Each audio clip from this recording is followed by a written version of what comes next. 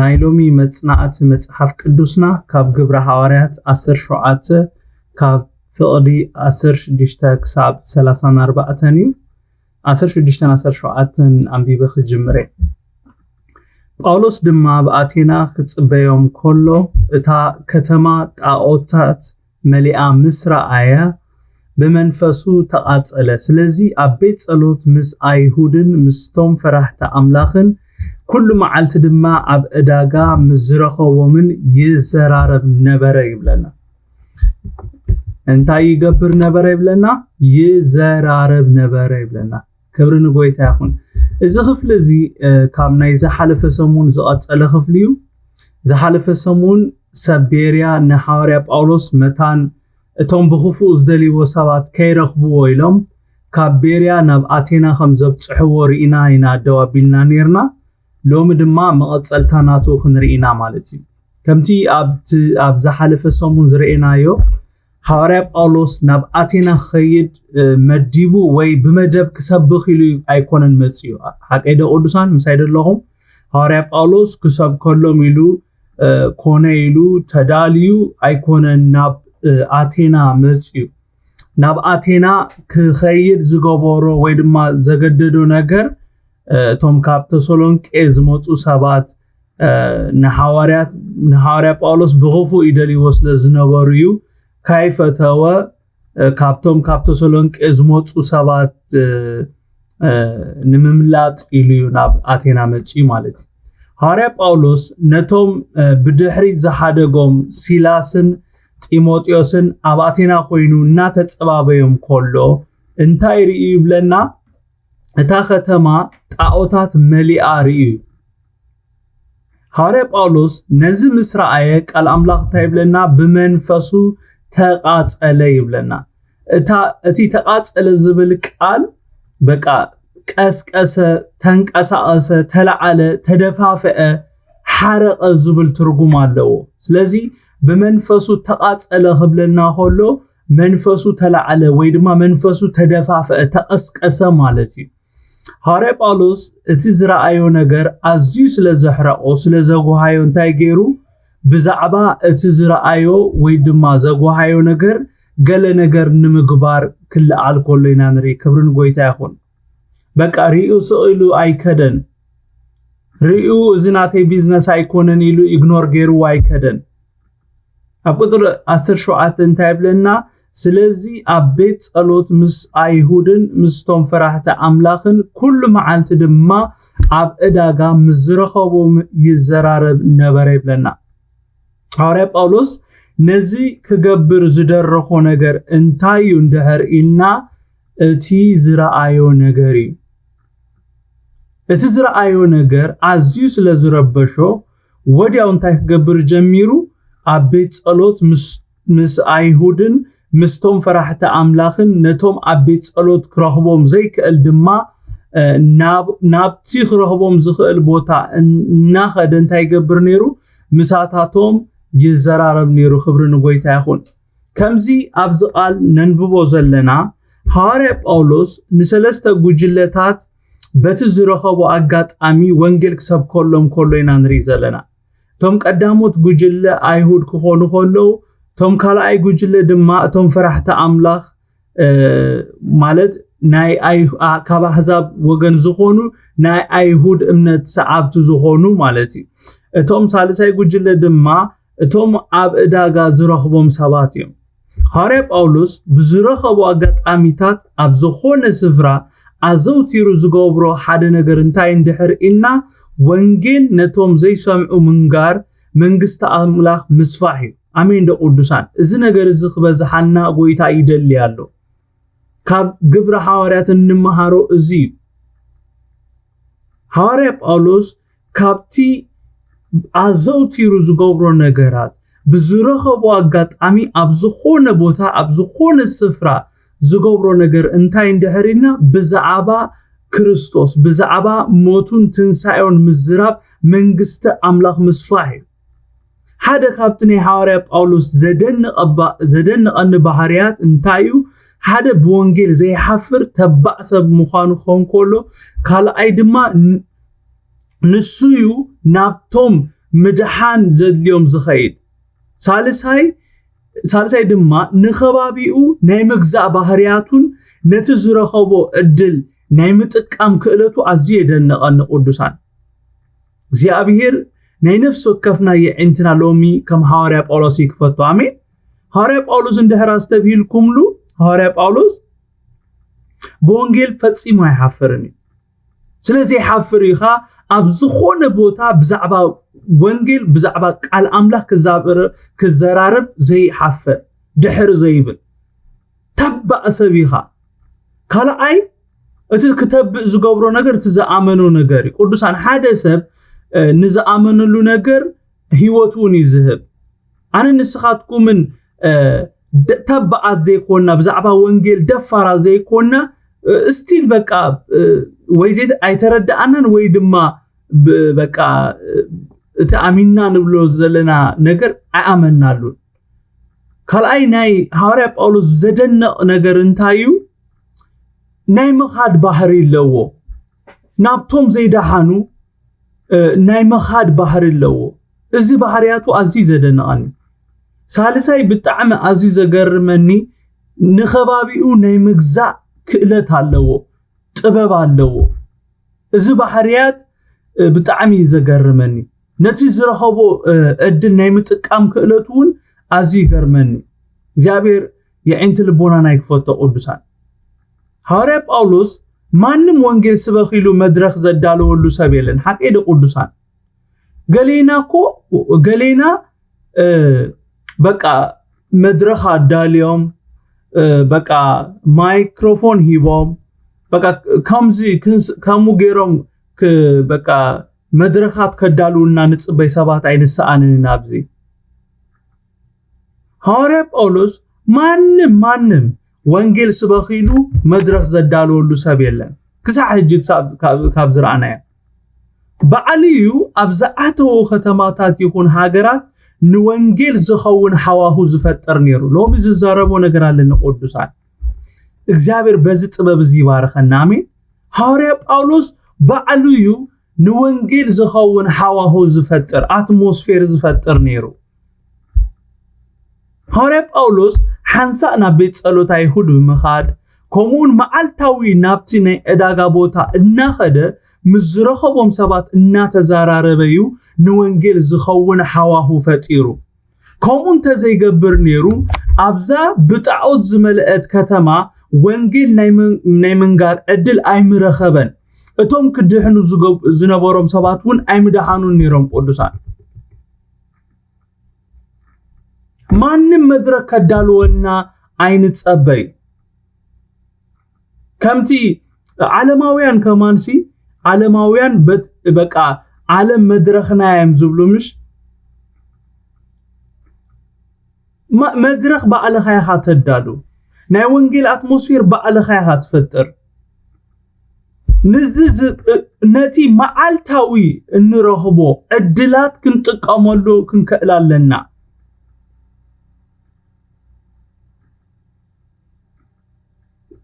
ካብ 18 ክሳብ 34 እንታይ ይብለና ሓያሎ ፊሎሶፋት ከዓ ኣብ ኤፒክሮስን ስጦቅያስን ምስ ጸመዱ ገሊኦም ከዓ እዚ ኣጃው እንታይ ክብል ኮን ይዝደሊ ዘሎ በሉ ገሊኦም ድማ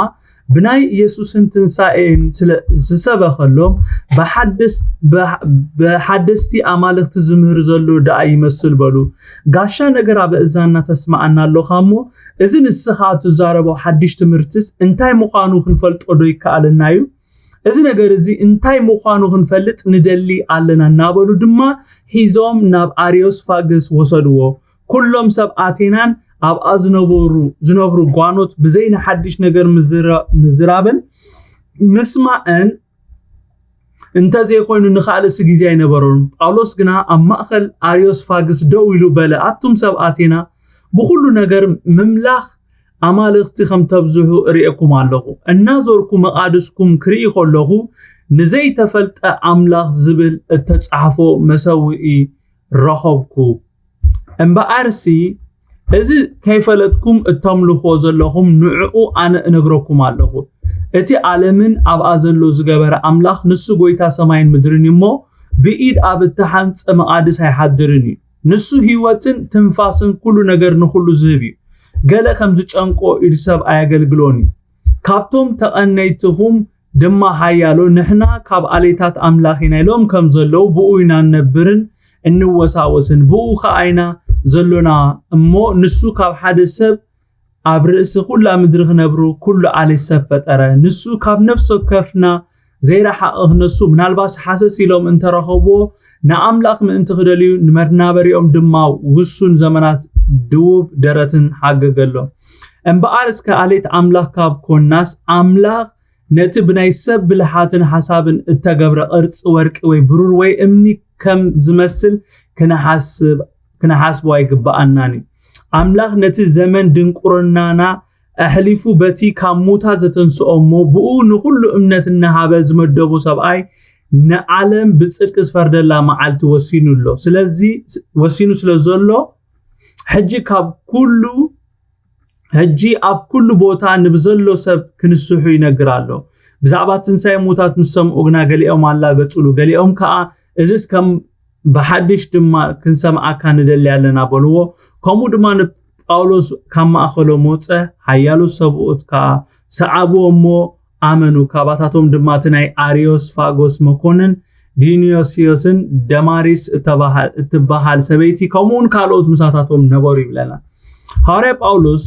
ጢሞቴዎስን ሲላስን ናብ አቴና ክሳዝመጹ እና ተጸባበየ ኾለዩ እታ ከተማ ከምታ ኣብላዕሊ ህብሎ ጸናሑ ብጣዖት መሊአርኢዎ በመንፈሱ ድማ ተቃጺሉ كمت قبل على خبلو تصنحكو حواري باولوس اتزرعيو نجر فتصيمو عرفت خبوس لزيك على كساع تيموتيوسن سيلاسن زموصو وهمان كصبياي كالن ودياو نابسرحو ايو اتي حواري باولوس كم لمادو معلتاوي نابيت صلوت ايهودن ناب اداغاتات ناخده مستومنا املاخ زفرحو سبات انت يغبر نيرو يزرارب نيرو مساتاتهم ان تزراربو خلو يمبار مستوم حيالو فيلسوفات إبيقروسن استاقيوسن تأميدو مساتاتهم تأميدو أبز زاربلو أوان قلياتهم انتاي بلو نيرم إذا عجاو انتاي كبلكون يزدلي زلو يبلو نيرم قلياتهم قنا بنا يسوس تنساين سلسبخو لهم بحدشت أماليخ تزمهر زلو يمثل يبلو نيرم هارب أولوس قن ألامو نتوم سمعتو مستي وهابه هو الزخونة يسوس مرخاب سل الزخونة باتن الساطم ززاربو ويزبلو نجر كيتو وسده سرحوك سرح كله نريو مبزحتنا ازيات طبابينا اوانجيل مسفاح كنوافر كلنا ازيات طبابيات تقول لنا قدوسان كمتي ابزح لفسومون زتمهارنا يو حارب او باولوس اتي تأمتناتو ويدما اتوكرؤو ابت منغاري بزتخ على متن بقى بزعبا يسوس بزعبا موتون تنسايون نتوم زي سمعو مسمعيو ناتو كندي تارجت مالتي علامو شوتو نسي سبات انتاي بلو سبات بقى بزعبو انتاي بلو يقبلو اي قبلو ناتو بيزنس هيكونن انا نسخاتكمن كما حواري باولوس أتوكرونا خخون زلوا أبتي سبات انتاي كم زبلونا زي كونس نحنا كنبو زقبا أنا نجر أما هاب خخون اللوا أمين دو أنا نزق على زي أبزتنا علو زلوه جيزي نزل نجري زمهار زلوه فوكسنا تأمتنا أبتي بقى أبتي نحنا النهبو نجر أبتي كيدو تزاربو دك مزمور جوارو أب زبالنا قويتا أبو فوكس كنجبر كم زلنا كابز قال زين مهار نهار باولوس كيس بغ كيس زارب زغبرو نجارات بزح نجارات علودو قد إمام مودلو كابز حجنا ببازلنا قال نبعلوسي هار باولوس حنساب عجاولو حنساب بقى انتهي خزيبلو نسوغن بزعباتي كاله أكل زبلو نجار بزو حيقدسني زدليون تبلو نسو كم منقار دحر كم زي بلنا خابز نرئي زلنا سلزي أنا نسخاتكم من علامانا لك كم تحارب أولوس علامو مستوهاب هيو زخونة كريستوس مرخاب زخونة كل جزء وانجيل نام منجار كنوافر كلنا وانجيل كنجر لبنا كنا كد كله حسابنا كله خون زلوا بقى نسبات مس يسوس نمرخاب خون علوه إذن دحر كوينو اتي ساتم زبلوه ساتم نعنا زبلونا أبو فوكس كنجبر يبلنا اندحر تي تلاقي بأتوم غيرو ززاربنا نجر سمعنا كم من قردو كم نبل كاب سرحنا كاب تجمرنا يا سرح دو كم نبل فلوتيو بزح تسفى زقرص نجراتكو أبيوتنا يقطمونا نيرو نيسب زربا يكون أجلجلتنا بزعبنا زلوا مع الرعاية يكون ويدما سبات فتوتنا بيتسبنا بزعبنا زبلو نجر خون خالي جد عند حرابو فوكس زي غيرنا كسام موداتا كم نبتصح فلوتي هارب أولوس بتي كبابي إزبلو كوسد كله فتسيمنا ينريونينا كونتاتو اتي أبزوري أزخون نجر نهارب أولوس ديستراكت كجبرو خلو عينرينينا قدوسان أنا نسخاتكمن بنيشتي نجارينا كاب أجلجلوتنا دونبل بنيشتي نجاراتنا كاب نتس جمرنا نجارنا قارص حق إيدا قدوسان كمو جن كخون يبلنا اتعبس اللي خنريوهن كإلالنا حسابنا ألامنا كل نجار كخون زلوا كم يجرناينا كنكسبهم نخل خونا لوا آمين ده أب قطري أسر شعاتن إسران كينا هنا نبب كلنا نتعب لنا قاشا نجر أب أزاننا تسمعنا اللو خامو إذن السخات الزاربو حديش تمرتس انتاي مخانو كنفلت أو يكالنايو إذن نجر انتاي مخانو كنفلت اندلي على النابلو دما هيزوم ناب آريوس فاغس وصدو ويبلنا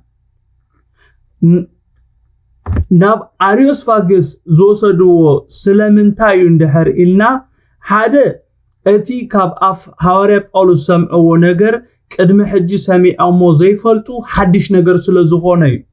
كالا اي دما نتز سمعو نجر مليسوم كسمعو سلزدليو ازي آريوس فاغس زباها البوتا بزوحات زراخبولو بوتا بزعبا حدشت نجرات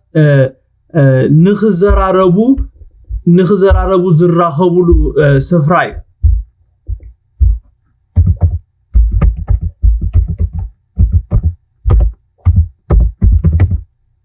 أبزبوتا بزعبا فلسفنا هايمانوت حقن ززاربولو سفراي نحاوري باولوس نابز سفرا حيزوم زوصدو مخنياتن بقار كمتي أبلع لزبولكو متان بزعباتي زنگروم نگر أصفيحيو خنگروم بزعبو خزراربو متانيوم نابز سفرا زي أمتيومو هاري باولوس دما بتزرخبو عدل بزعبا اتي حق اني أملاخ خنگروم كله نرئي مالتي من يومتهم نبقالوس ناب أريسفاغس وسيدومون دحر إلنا توم إبيكروسن ستويكوسن زبحالو فيلوسوفاتيم هيزومو ناب أريسفاغس هيزومو مزيوم إزوم إبيكرين زبلون بإنجليش انتايم زامنون دحر إلنا امنتهم انتايم دحر إلنا أملاك كم زلوا يأمنيهم زيهم إبيكروسن اللي زلوا بتقرينيا إبيكرين دما بإنجليش امنت إجابير كم زلوا يأمنيهم نجرجن أملاك بزعبا دك سبات أيقدسن مس دك سبات منم كجبر أيدلينيو نهيوت كاندي ترجمو وي نايمنبار وانا علامة محقواسي زبل امنتي زلوام اتوم ستويك ويدما بتغرينيا ستويكسن زبحالو دما أملاخ يبلو نساتهم امنتهم أملاخ نا عالم نفسيو نا هيوت علامة دما لعلو خلو تقبل المباليو إذا سلازخونه حدا سب نزخونه يكون ስቃይ ይኹን ሓጎስ ምንም ዓይነት ስምዒታዊ ዝኾነ ግብረ መልሲ ኣየርኢን ዝብል እምነት ይዘለዎ እዚኣቶም እዮም እምበኣር ንሐዋርያ ጳውሎስ ወይ ድማ ምስ ሐዋርያ ጳውሎስ ጸሚዶም ዝነበሩ ንሐዋርያ ጳውሎስ ድማ ናብቲ ብዛዕባ ሓደስቲ ነገራት ዝዛረብሉ ስፍራ ሒዞሞ መጽኦም ከምዚ ኣብ ቁጥሪ 21 ዘንበብናዮ እዞም ሰባት እቲ ካብ ኣፍ ጳውሎስ ዝሰምዕዎ ነገር ሓድሽ ነገር ተዘይኸውን ነይሩ ናብ ኣሪስፎጎስ ኣይመምጽዎን ነይሮም ምክንያቱም ዞም ሰባት ብዘይና ሓድሽ ነገር ምዝራብን ምስማዕን እንተዘይኮኑ ንኻሊ ግዜ ስለዘይብሎም ማለት እዩ ካብ ሐዋርያ ጳውሎስ እንመሃሮ ነገር እንታዩ ሓደ እቲ ናሰባብኻ ክእለት እዩ ካብዚ ሕጂ ዝነጽንዖ ዘለና ክፍሊ ክንመሃሮ ዘሎና ትምህርቲ ዓብ ትምህርቲ እንታይ እንድሕሪልና ናሰባብኻ ክእለት እዩ ሐዋርያ ጳውሎስ ነዞም ብዝተፈላለየ ነገር ዝኣምኑ ሰባት ብዛዕባ ተሐቀኛ ኣምላኽ ክነግሮም ወይ ምስተሐቀኛ ኣምላኽ ከላልዮም ምስደለየ ዝተጠቀመሉ ሜላ ኣዝዩ ዘደንቕ ቅዱሳን ሐዋርያ ጳውሎስ ትኺሉ ናብ ጥቕሲ ምጥቃስ ኣይኣተወን ከምዚ ኣነ ንስኻትኩም መብዛሕትኡ ግዜ በቃ ንጥቀመሉ ማለት እዩ ሐዋርያ ጳውሎስ ኣብዚ ክፍሊ ከም ንሪኦ ዘለና ትኺሉ ናብ ጥቕሲ ምጥቃስ ኣይኣተወን ሐዋርያ ጳውሎስ ንስብከቱ በቲ ኣብቲ ከተማ ተኣዘቦ ነገር እዩ ስብከቱ ጀሚሩ ብዘይ ገለ ጸገም ድማ ነቲ ከመሓላልፎ ዝደልዮ መልእኽቲ ናብ እዝኒ ሰማዕቱ ኣብጽሕዎ ማለት እዩ ክብርን ጎይታ ይኹን ኣሜን ሐዋርያ ጳውሎስ ናብ ኣቴና ምስ መጸ ዝተኣዘቦ ነገር እንታይ እዩ ሓደ እታ ከተማ ብጣዖት ተመልአት ወይ እታ ከተማ ንጣዖት ተወፈት ከተማ ምዃና እዩ ካልኣይ ድማ ሰብኣት ሄዳ ሃይማኖታውያን ምዃኖም እዩ ተኣዚቡ እቲ ተኣዘቦ ነገር ነቲ ከመሓላልፎ ዝደልዮ መልእኽቲ ምቹእ ባይታ ከም ዝፈጠረሉ ኢና ካብዚ ነስተብህል ዘሎና ክብርን ጎይታ ይኹን ኣሜን ሐዋርያ ጳውሎስ ካብ ማንም ሰብ ንላዕሊ ካብ ዘፍጥረት በቃ ጀሚሩ ክዛረብ ዝኽእል ሰብ እዩ ምሁር እዩ ፈሪሳዊ እዩ ነገር ግን ኣብዚ ኣብ ኣቴና ምስ መጸ ከምቲ ምስቶም ኣይሁድ ብጽሑፋት ምስኣታቶም ዝዘራረብ ነበረ ምዞም ኣብ ኣቴና ዝረኸቦም ምዞም ፊሎሶፋት ክዘራረብ ከሎ ምንም ዓይነት ጥቕሲ ጥቀም ከሎ ኣይንሪና ነዞም ሰባት ልቦም ክረክብ ኣቴንሽኖም ኣqalብኦም ክረክብ ዝተጠቀመሉ ሜላ እንታይ እንድሕር ኢልና በቲ ኣብቲ ከተማ ተኣዘቦ ነገር ብኡኡ ገይሩ ናብቲ ንሱ ከመሓላልፎ ዝደልየ መልእኽቲ ከይዱ እዚ ሓደ ጥበብ ይቅዱሳን ኣነ ንስኻትኩምን ኩሉ ግዜ ከባቢና ክንዕዘብ ቅድሚ ተቀዳዲምና ቃል ኣምላኽ ምዝራብና ወይ ድማ ጥቕሲ ምጥቃስና በቲ ኣሞንጎ ነዕልሎ ዕላላት ወይ በቲ እንሰምዖ ነገራት ካብኡ ተበጊስና ነቶም ሰባት ናብቲ ቁኑዕ መንገዲ ክንመርሖም እዚ ዓይነት ጥበብ እዚ ክንጥቀም ኣዝዩ ኣገዳሲ ከም ዝኾነ ኢና ካብዚ ክፍሊ እዚ ንመሃር ሐዋርያ ጳውሎስ ነዞም ማንነት እቲ ዘምልኽዎ ኣምላኽ ዘይፈልጡ ሰባት ምስተሐቀኛ እንኮነ ዓለም መድሓኒ ዝኾነ ኣምላኽ ከላልዮም ምስተለየ እንታይ ገይሩ እንድሕር ኢልና ናብ ዘፍጥረት ተመሊሱ ብዛዕባ ፍጥረት ክነግሮም ጀሚሩ ክብርን ጎይታ ይኹን ኣሜን እንታይ ኢሉ ካብ ቁጥሪ 23 ክሳብ 25 እናዞርኩ መቃድስኩም ክርኢ ከለኹ ንዘይተፈልጠ ኣምላኽ ዝብል ተጻሕፎ መሰውእ ረኸብኩም በኣርዚ ከይፈለጥኩም ተምልኽዎ ዘለኹም ንዕኡ እነግረኩም ኣለኹ እቲ ዓለምን ኣብ ኣዘሎን ዝገበረ ኣምላኽ ንሱ ጎይታ ሰማይን ምድርን እሞ ብኢድ ኣብ እተሓንጸ መቃድስ ኣይሓድርን እዩ ንሱ ህይወትን ትንፋስን ኩሉ ነገር ንኩሉ ዝህብ እዩ ገለ ከም ጨንቆይድ ሰብ ኣያገልግሎን እዩ ማለት ከምዚ ንስኻትኩም ጣዖታትኩም ሰሪሕኩም ንስኻትኩም ተገልግልዎ እቲ ኣነ ዘምልኾ ኣምላኽ ወይ ድማ እቲ ሓቀኛ ኣምላኽ ከምኡ ይኮነን እግዚአብሔር ስሙ ይባረክ ሐዋርያ ጳውሎስ ስለምንታዩ ናብ ዘፍጥረት ወይ ካብ መጀመርያ ፍጥረት ክነግሮም ኣድልይዎ እንድሕር ኢልና ብዛዕባ እዞም ሰባት ብዛዕባ ኣምላኽ ዘለዎ ምርዳእ ጉጉይ ስለ ዝነበረ እዩ ሃዋርያ ጳውሎስ ዘረብኡ ክጅምር ከሎ ንኹሉ ዓለምን ኣብ ኣዘሎን ዝገበረ ንሱ ጎይታ ሰማይን ምድርን ከም ዝኾነ ንሱ ብኢድ ኣብ ተሓንጸ መቃድስ ከም ዘይሓድር ብምንጋር ዘረብኡ ጀሚሩ ቀፂሉ ድማ ኣምላኽ ህይወትን ትንፋስን ኩሉ ነገር ንኹሉ ዝህብ ንሱ ከም ዝኾነ ንዕኡ ገለ ከም ዘይጨንቆ ኢድ ሰብ ድማ ከም ዘይገልግሎ ንሱ ካብ ሓደ ሰብ ርእሲ ኩላ ምድሪ ክነብሩ ኩሉ ዓሌት ከም ዝፈጠረ ኣምላኽ ቀረባ ምዃኑ ብምንጋር ንኽንስሑ ዕድል ብምሃብ ማለት ኩሉ ሰብ ኣብ ቅድሚኡ ሓደ መዓልቲ ንፍርዲ ደው ዝብለሉ መዓልቲ ከም ዘሎ ብምንጋር እዩ ዘረብኡ ደምዲሙ ሃዋርያ ጳውሎስ ካብ 26-28 ክነንብብ ኮለና ነዚና ንርኢ ዘለና ካብቶም ተቐነይትኩም ድማ ሓያሎ ንሕና ካብ ዓሌት ኣምላኽ ኢና ኢሎም ከም ዘለው ብኡ ኢና ነብር እንወሳወስ ብኡ ኻይና ዘሎና እሞ ንሱ ካብ ሓደ ሰብ ኣብ ርእሲ ኩሉ ምድሪ ክነብሩ ኩሉ ዓሌት ሰብ ፈጠረ ንሱ ካብ ነፍሶ ከፍና ዘይረሓቐ ክነሱ ምናልባሽ ሓሰሲሎም እንተረኸቦ ንኣምላኽ ምእንቲ ክደልይዎ ንመናበሪኦም ድማ ውሱን ዘመናትን ድውብ ደረትን ሓገገሎም እምበኣር እስኪ ዓሌት ኣምላኽ ካብ ኮናስ ኣምላኽ ነቲ ብናይ ሰብ ብልሓት ሓሳብን ተገብረ ቅርፂ ወርቂ ወይ ብሩር ወይ እምኒ ከም ዝመስል ከነሓስቦ ኣይግባኣናኒ ንዓና ከም ነሓስብ ገይሩ ካብ ፈጠረና ኣምላኽ ፈጢሩና ንብል ካብ ኮናሲ ንሕና ንርኢ ንሕና ንሰምዕ ንሕና ንዛረብ ንሕና ንንቀሳቐስ እንድሕር ኮይና እቲ ነምልኾ ኣምላኽ ልክ ንዓናይ ዝመስል